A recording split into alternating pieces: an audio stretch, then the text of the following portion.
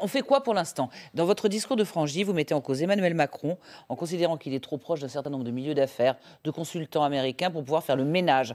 Clairement, après ce qui s'est passé avec les sous-marins, vous, chef de l'État, vous faites quoi? J'ai fait des propositions, je vais essayer de les exprimer.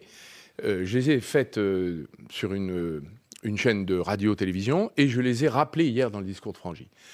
Il faut prendre des mesures de représailles pour que les Américains nous respectent. Les premières consistent pour moi à écarter de toute l'activité des grandes entreprises stratégiques et de l'État tous les grands cabinets du Conseil américain, c'est-à-dire les banques d'affaires, les cabinets d'avocats et les Big Four, c'est-à-dire les cabinets comptables. C'est McKinsey, White & Case et Goldman Sachs, en gros.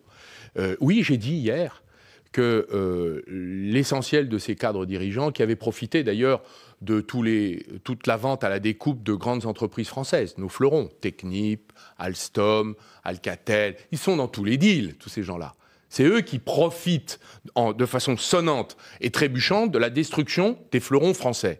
Mais ils ont aussi une autre caractéristique qui a été relevée par Olivier Marleix, le président de la commission d'enquête sur Alstom. Il a relevé que ceux qui avaient profité en honoraire de la destruction d'Alstom sont ceux qui ont financé M. Macron. Et je note, car il y a maintenant des articles qui le montrent, que McKinsey a quasiment remplacé l'administration et l'intellect, le cerveau de l'administration française, je le note, et que, par ailleurs, ces mesures seraient à la fois salutaires vis-à-vis des Américains, mais surtout salutaires vis-à-vis du président de la République, car je considère que ces cabinets ont acheté en quelque sorte leur droit de connaître nos secrets, puisque en fait, ils sont à l'intérieur de l'appareil d'État. C'est Emmanuel Macron complice ou victime? Auteur.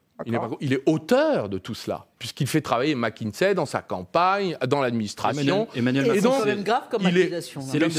Mais c'est pas une accusation, c'est un fait. Accusation avec l'ennemi, si on pousse jusqu'au bout ce qu'on entend, c'est ça. Je crois que le moment est venu de dire les choses. Nous ne sommes pas dans un monde, j'allais dire, lénifiant. Hein, comme dirait le vocabulaire courant de bisounours. Nous sommes dans une guerre économique. Et là, c'est vrai, Madame Bécard, nous avons des adversaires qui nous font du mal. Est-ce que nous avons encore des alliés? Parce que quand on vous entend parler... Nous avons normalement, Madame, des alliés européens qui ne sont jamais au rendez-vous.